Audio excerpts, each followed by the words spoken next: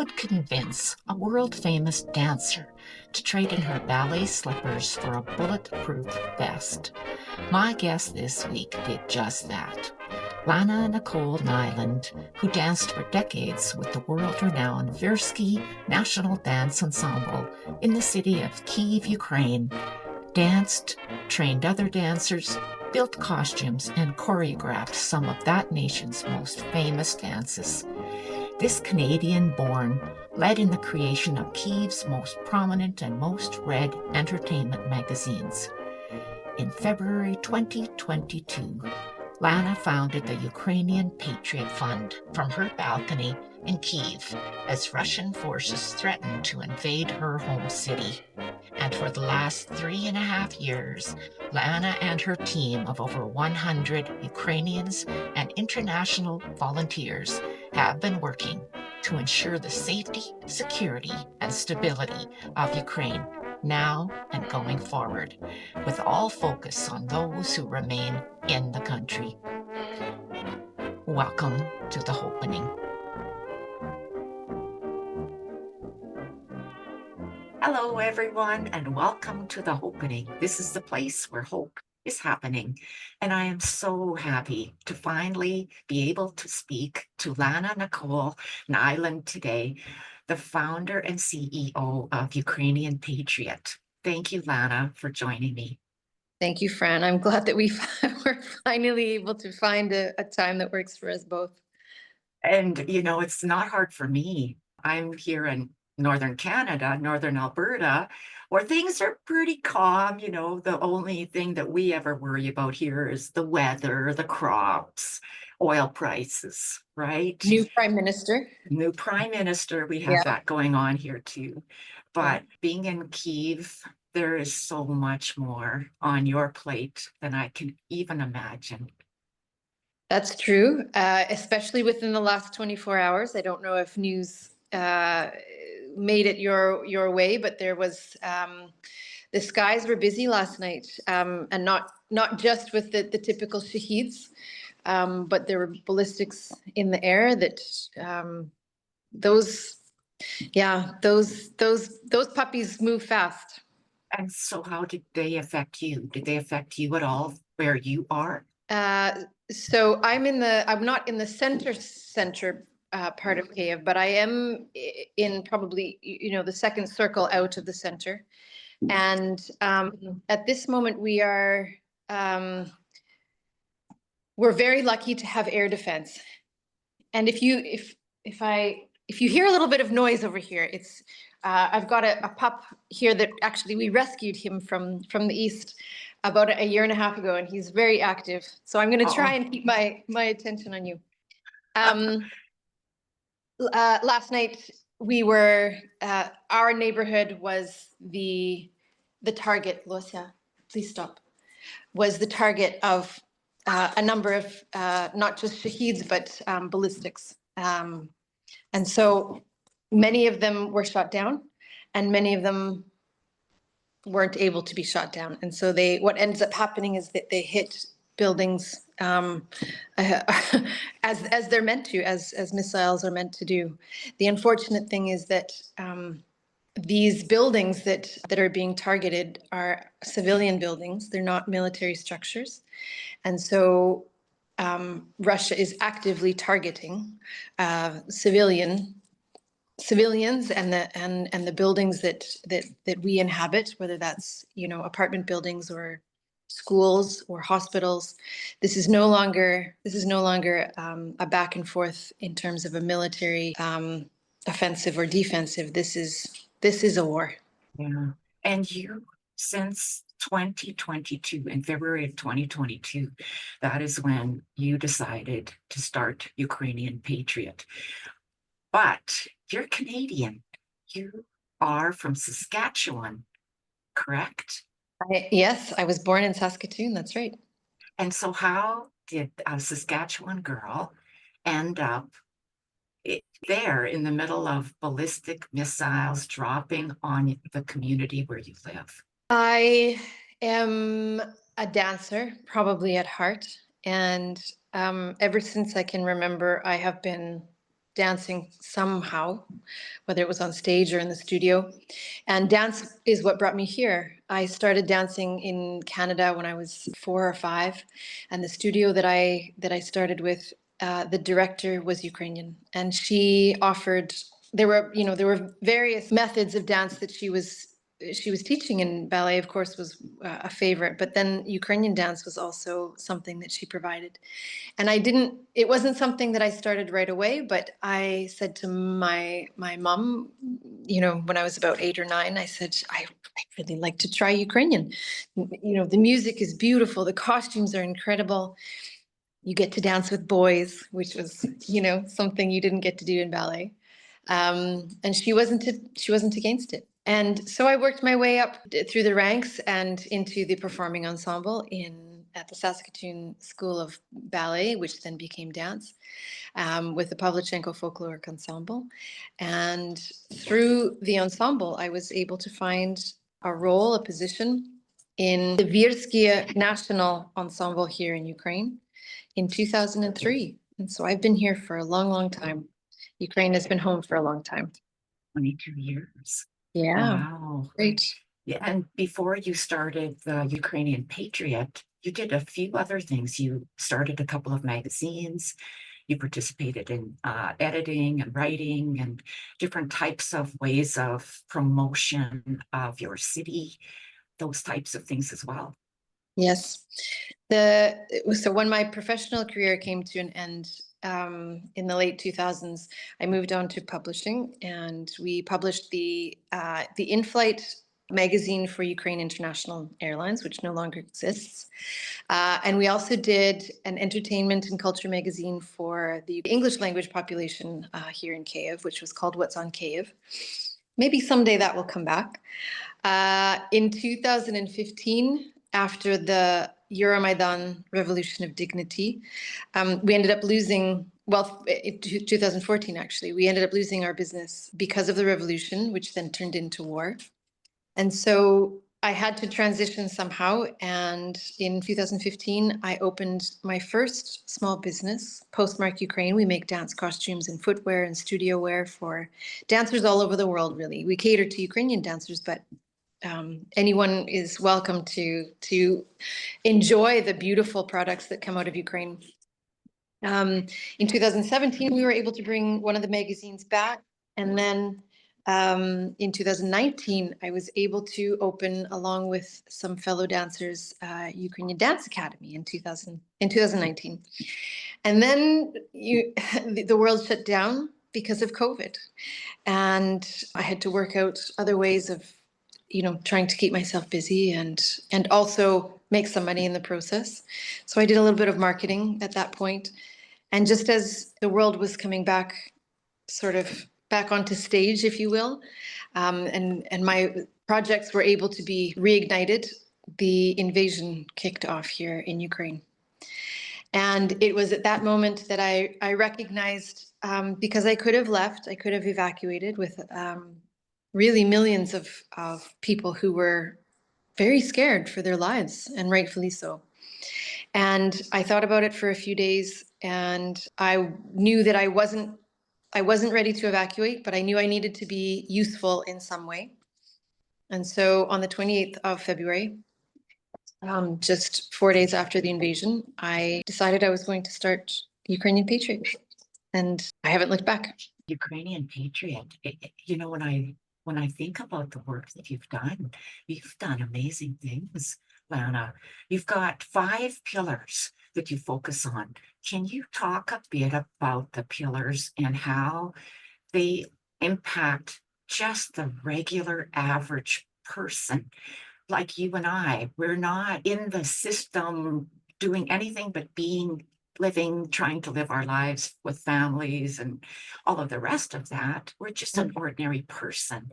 And so tell me how your organization helps the people like us. So it was really important for me to understand the main players in all of this early days. And civilians, of course, were part of the biggest circle who were being affected, many of whom have had to well, first of all, who have died on the front line because their homes, their territories had been bombed.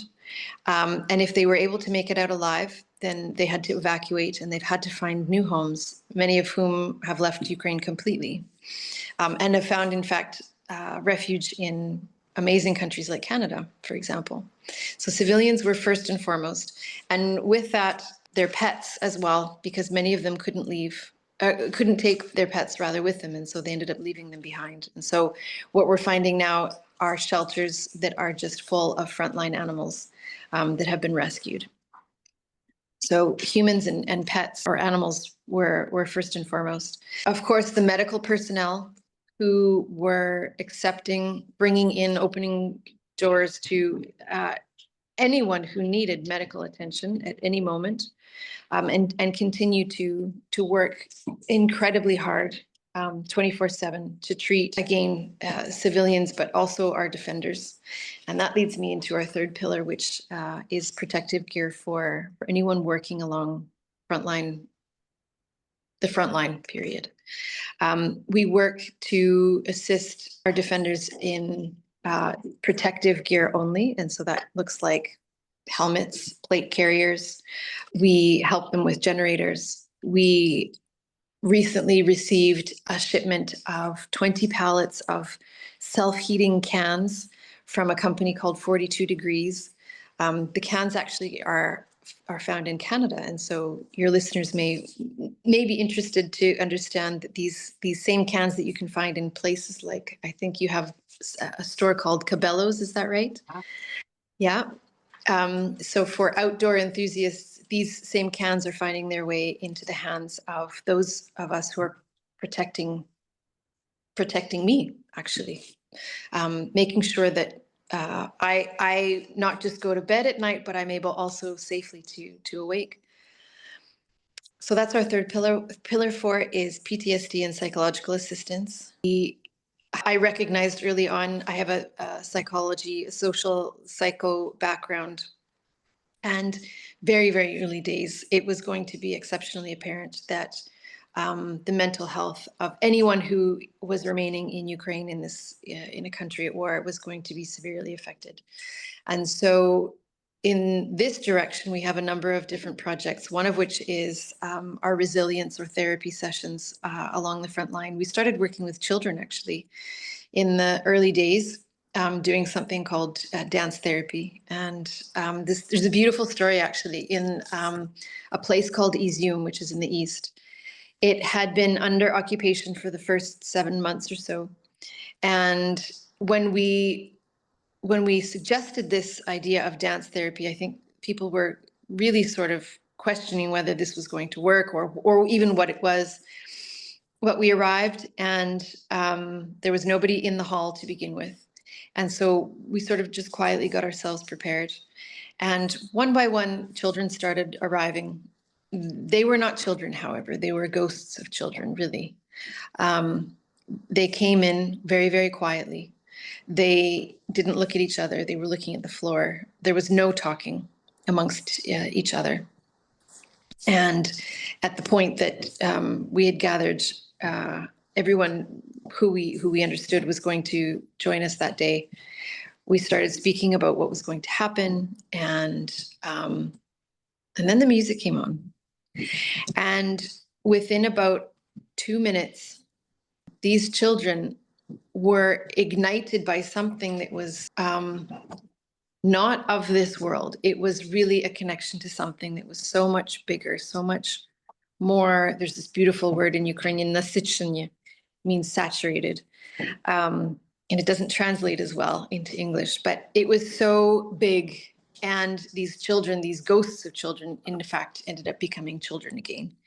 And they were smiling and they were moving, and it was incredible to watch the life come back into them.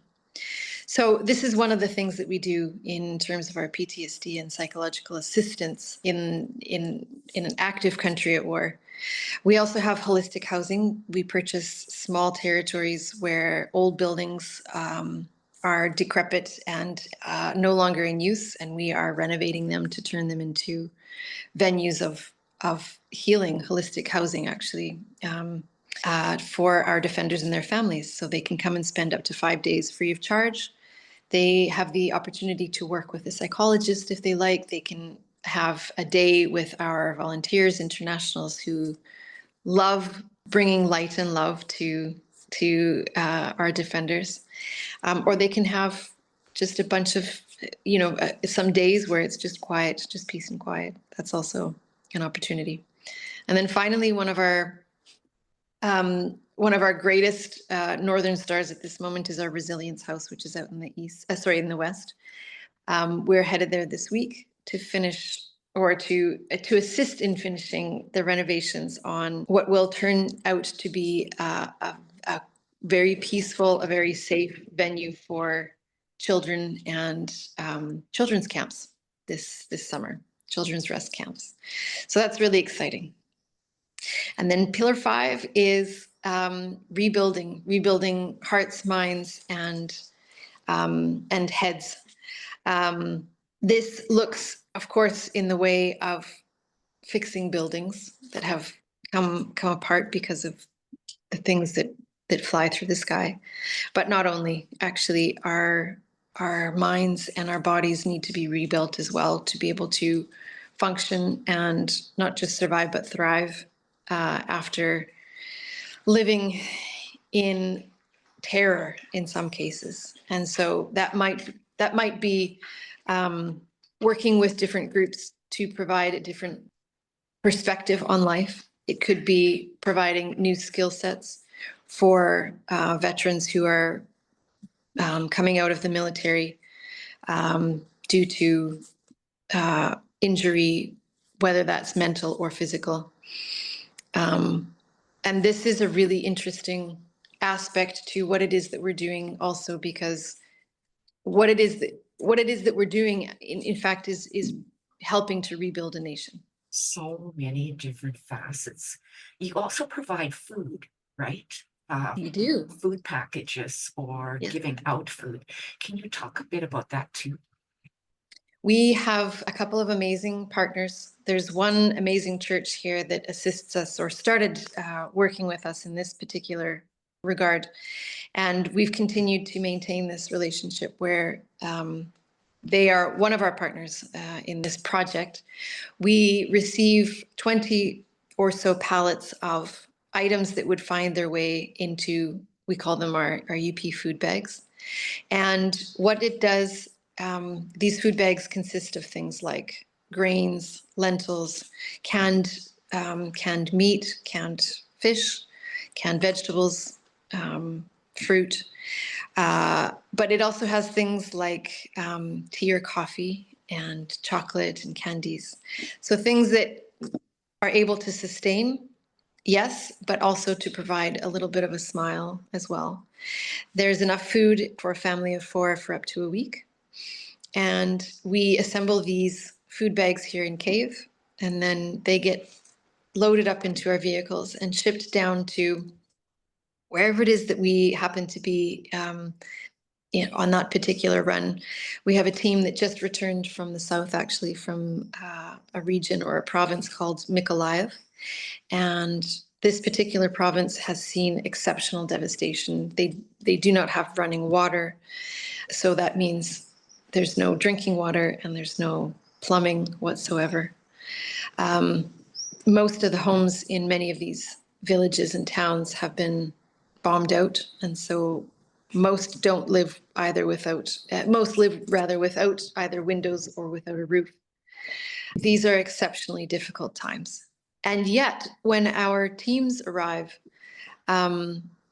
it provides an opportunity for us to demonstrate, and especially because we have a lot of international volunteers that come on these runs, it provides us an opportunity to let people know who cannot or will not leave these frontline communities that they have not been forgotten, that they have support, not just here in Ukraine, but internationally from all corners of the world. And one of the things that I think that's really special about Ukrainian Patriot is whenever we go on a run, I remind the team, those of you who, or those who haven't joined us yet, they hear it for the first time. Those who have been with us for some time, they hear it over and over, but it's an important message. Ukrainian Patriot is not a logistics company. We are not a delivery service. We bring really important things to people in need. Yes, it's true. But we also bring something a little bit more important: light, love, hope, and connection. These are things that are exceptionally important and you can't put into a box. And when we pass them along in our hugs, in our smiles, in our touch, just even listening to stories, people really and truly understand that they are not alone. And that's a pretty powerful moment. I think it's one thing to give someone something, but it's more important to actually see them, see that person as a person who had a normal life up Yeah. until 3 years ago. Yeah. They just were cruising along just like any other Canadian, right? Yes. Just, paying the bills and taking kids to school, all of the rest of that, just a normal life. And then suddenly it's changed. And 3 years is a long time. You talk about the village, the town that you had gone to, that there's no longer running water, there's no longer plumbing. Some houses have no roofs, and yet they stay out of financial reasons or just a commitment to their country. What makes you stay? What is it? I don't know how to verbalize it. I know, however, that I have to be here. I know that everything that I have done in my life up until this point, whether it was my university degrees, which are in sociology and psychology, whether it was dance, which we are now bringing in the form of dance therapy, whether it's publishing, which is assisting us in telling the story, whether it's the small businesses that I've run, which now assist me in running this organization. Everything that I've done has prepared me for this moment. And it is this moment, in fact, that demonstrates what I'm really here for in this life. And what's most interesting, I had a conversation just not even just an hour ago with one of our international volunteers who is having a really difficult time at this moment. She, the room that she was sleeping in last night, they ended up having to vacate their premises because the incoming was so close to where our safe house is. And they were able to vacate in time, and they moved into safe shelter. However, they came back up once the skies had cleared to a broken window that had shattered because the impact was so close. And this has really shaken her up. She's crying an awful lot today for good reason. It really is a near death experience. And I recognize all of that. And I think that in the last 3.5 years, I've gone through my own process of understanding just how severe what it is that we're doing is. I also understand that every time I pass along this food bag or I engage in a dance therapy session, or I can bring a vehicle to a defender, for example, who needs to get from A to B in order for he or she to do their job. And their job is keeping me safe. That is their job.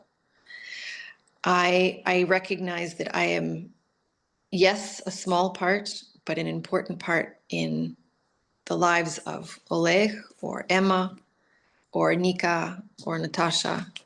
And that is important. That's significant. And that I get to do this no matter what tomorrow or even maybe tonight looks like, that I get to do this now. I'm actually the one who is blessed at this moment. I have an opportunity to be to help make the world better. And that's pretty special. It's incomparable, right? There's nothing like it. Like, Yeah. thank you. Yeah. So you are known as the NGO that hugs. We are. How did you get that little label, the NGO that hugs? I have always recognized the power of touch. And early on, it really became clear that people, no matter the hardship, no matter the fact that the cupboards are bare or that the windows have been blown through, you don't stop being a person at the end of the day. And physical touch is exceptionally therapeutic. I know that there may be a few people who aren't terribly keen on being touched. And I can also say that along the way, it became a rule that if you wanted to get a food bag or a hygiene kit or whatever it was that we were bringing, you had to get a hug, you had to give a hug, you had to receive a hug. And even the biggest, burliest gentlemen who've lived through this war and who have potentially served in Afghanistan, for example, or previous wars, even those guys look forward to these hugs. And that's a pretty special moment as well, because you know that you are, yes, again, we're bringing something important, but we're connecting on a whole different level as well, just in that single brief connection.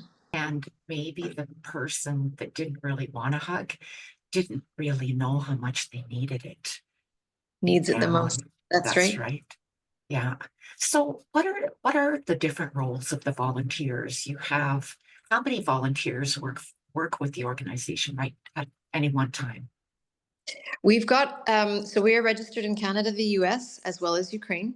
And we have 501c3 charitable status in the US, which means that we're able to give tax receipts. We're working on this also in Canada. Across the three entities, and then also all international volunteers along the way, we're probably over 100 or so. There's a few more who are a little bit more active, a few who are a little bit less. Here on the ground, we typically have a full-time staff of about 12 to 15. And then international volunteers come on top of that. And at this moment, we've got volunteers from Canada, from Australia, from Greece, actually. And we will have a few more come in from Australia later this month, one from Germany. So we get a really nice collection of people. And they are usually people who have had nothing to do with NGOs or working in the charitable sphere prior to this. Our warehouse manager, for example, is a 26-year-old kid from the US whose mother lives here, and he needed a job and we needed a warehouse manager. And so Brian he's figured out his path along the way in the last 13 months that he's been on board. Nazar, who is our operations manager, he's a 22-year-old kid who knew nothing about, planning routes that we should take so that we get to where we need to safely and we can come home safely.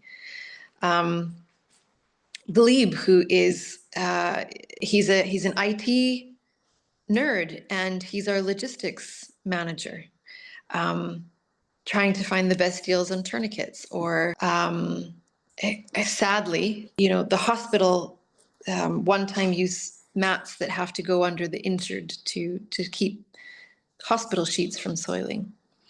Tanya is in her early 20s, and she is our communications and dispatch.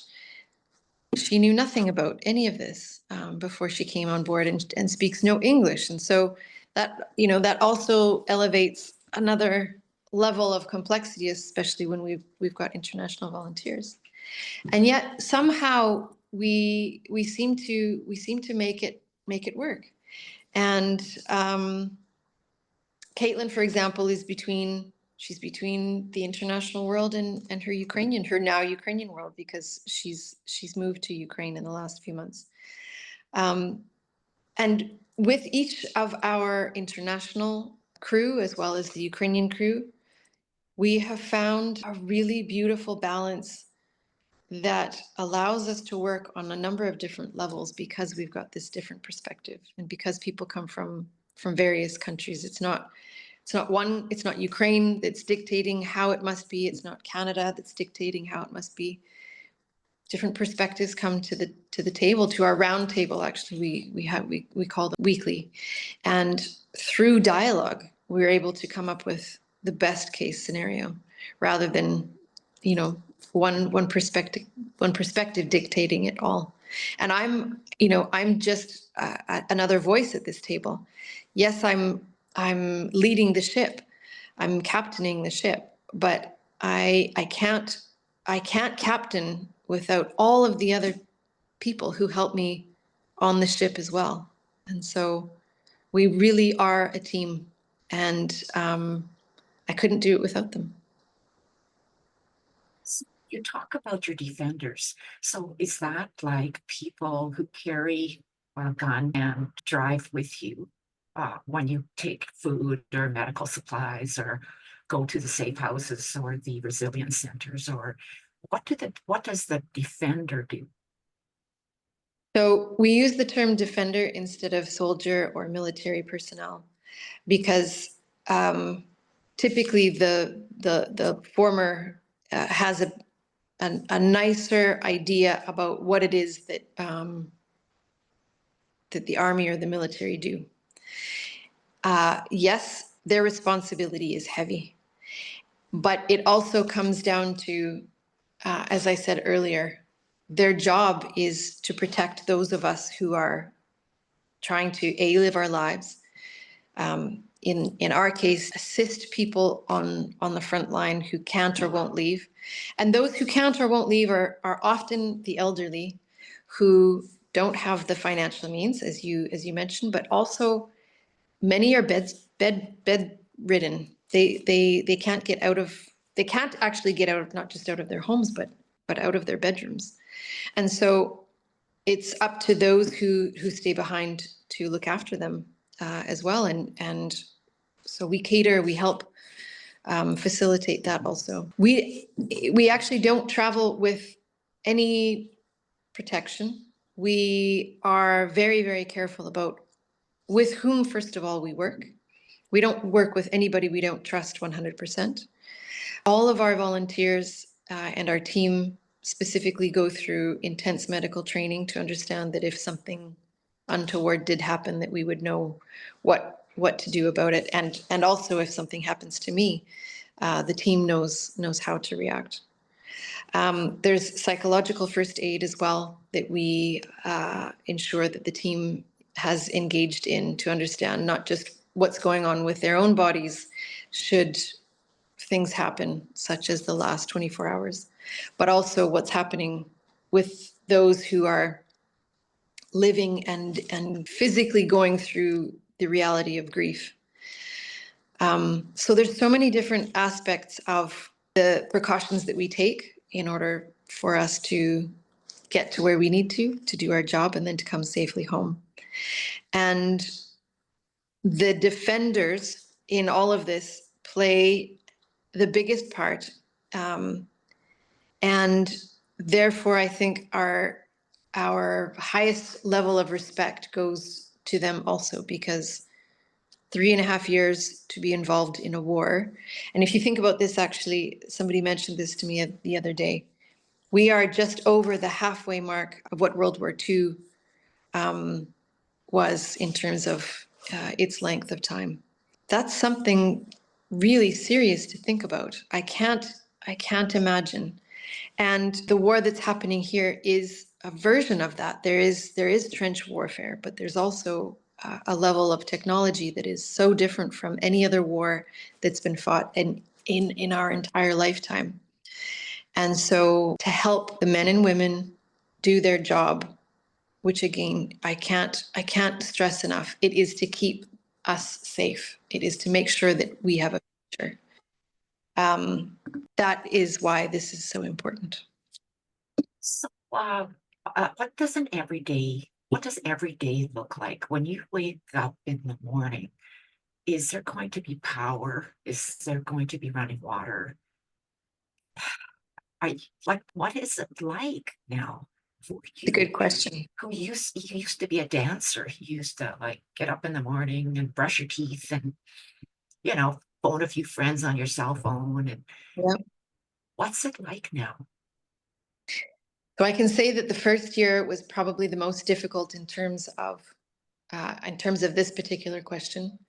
We not only had blackouts, we had no gas, which meant no heating. We had no hot water. And so when Russia was targeting infrastructure here, this was in November of 2022, and it was cold. And all of these things I think you can live with, except this last one. And in our day and age, not to have a connection, not just internet connection, but not mobile connection. So I can walk up the stairs to get to my home. I can, light a candle to have light. I can wash my hair in cold water. It's not pleasant, but I can do it. I can live without Netflix, but not to be able to say to somebody halfway across the city that I've got home safely, that was really difficult for me. And not to mention, halfway around the world, friends and family who are really worried. But just even down the block, that was a difficult moment in all of this. We've come now to the point where the Ukrainian administration has been able to secure electricity, at least for us here in Kiev. It's not always the case in frontline communities. As I talked about, plumbing as well it's a 50-50 hit or miss, depending on where you are in frontline communities. Here in Kiev, we're still okay. Tuh, tuh, tuh. Internet and mobile connection, however, is often spotty, especially when things are flying through the sky. Part of this is it's a tactic of the Ukrainian administration to alter the understanding of where the majority of the population is, because anyone using their phone at any moment can triangulate. You can triangulate your location, and so to scramble that signal is really important.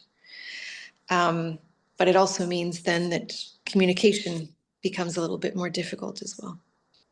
So many things that the average person, as you suggest, don't think about.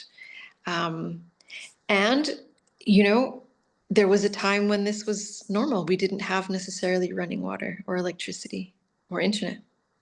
And we got by. And we will do likewise here. It doesn't make it easy, but it's not impossible. It's not what you would want. Definitely not. No, that's for sure. No. Not when you know what life was like before. Yeah, Yeah. exactly. So, how can we help? How can I, in Canada, who's worried about what the weather's going to be like, whether I get to have my picnic or not, right?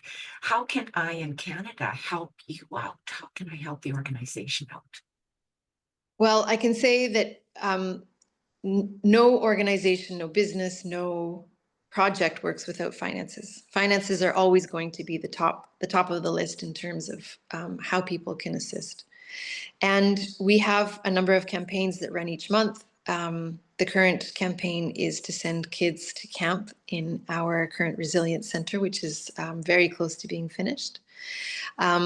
You can always donate to the greatest need, and sometimes the greatest need is food bags, sometimes it's hygiene, sometimes it's a tourniquet or an IFAC, an individual first aid kit. Those are things that will never stop being necessary.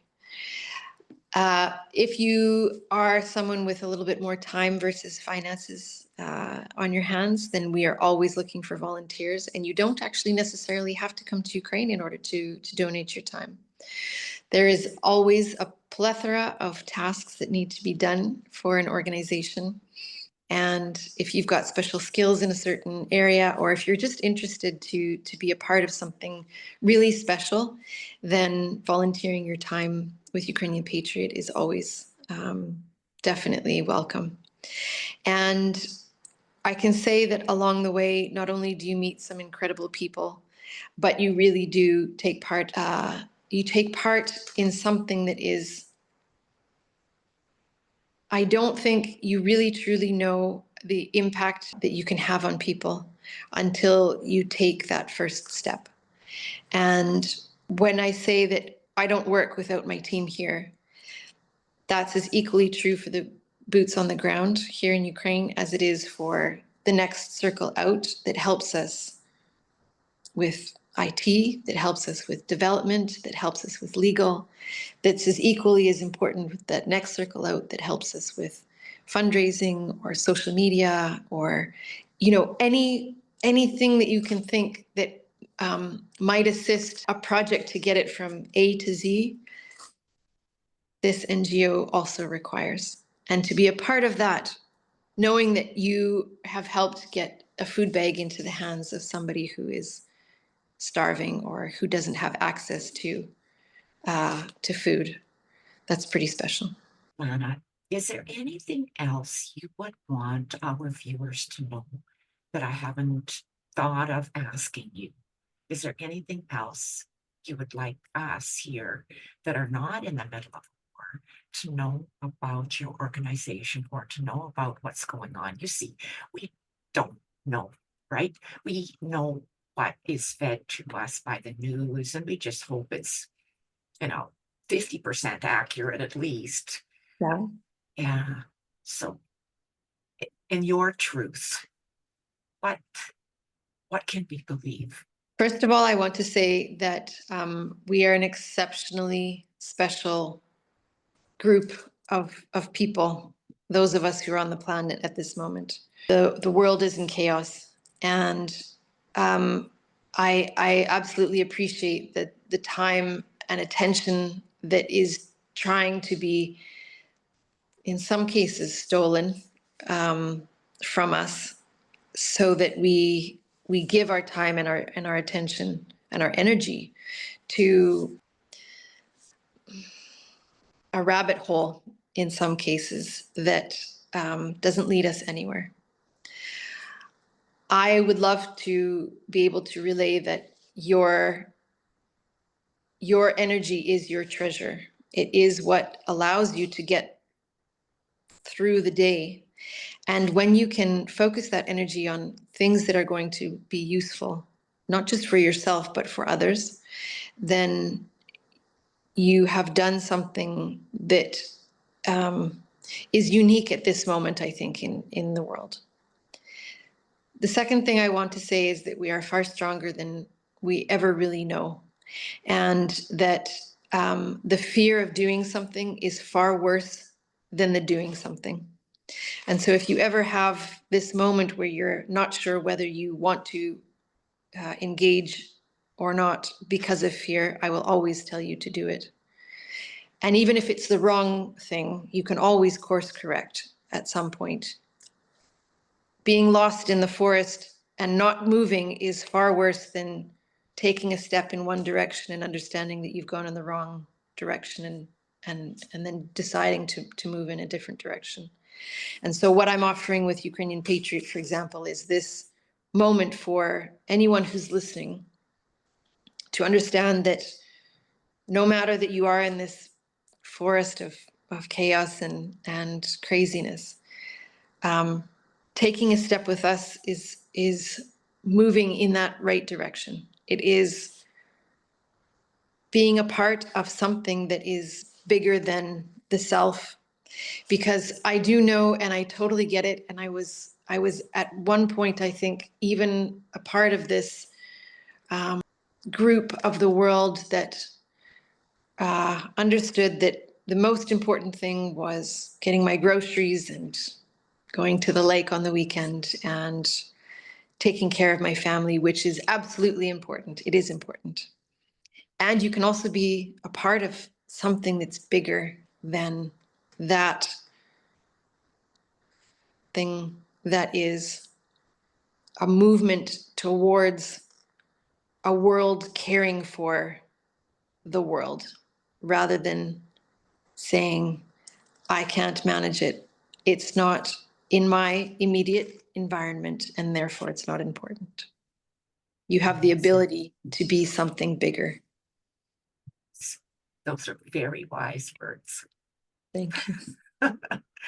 And on that note, do you have one last message of hope for us? Worry about you. We do worry about you and what is going to happen next. Do you have a message of hope for us?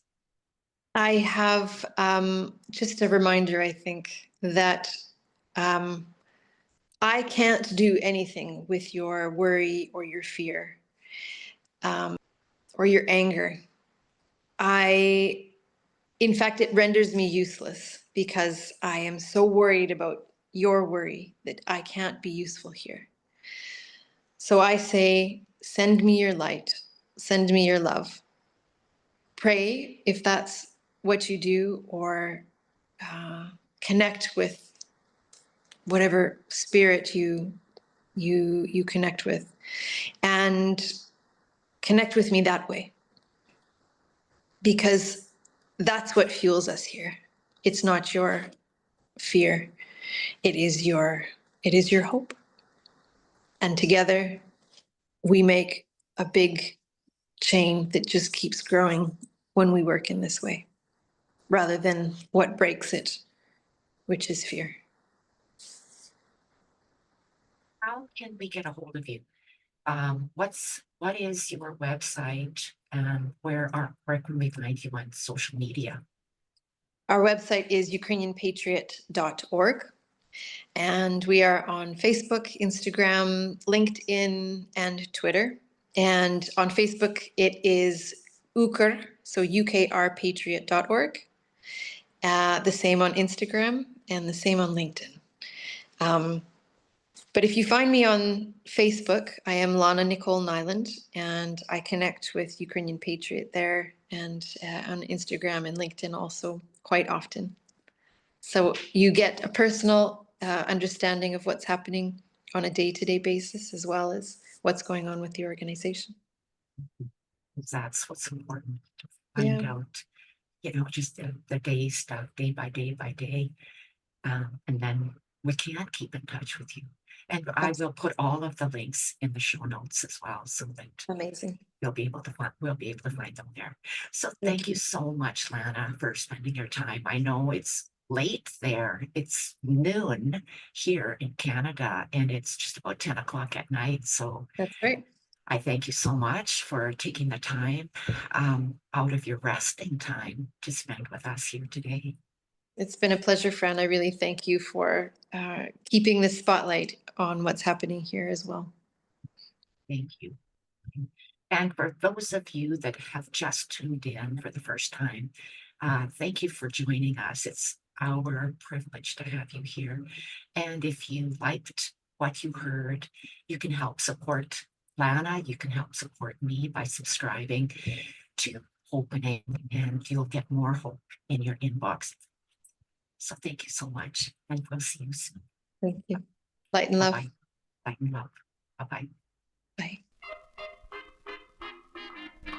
This podcast and Inspired Healing Hypnotherapy do not provide medical advice. The information included here is not limited to text, graphics, images, or other material contained, and are for informational purposes only. No material in this podcast is intended to be a substitute for professional medical advice, diagnosis, or treatment. Always seek the advice of your physician or other qualified healthcare provider with any questions you may have regarding a medical condition or treatment, and before undertaking a new healthcare regimen, and never disregard professional medical advice or delay in seeking it because of something you have heard on this site.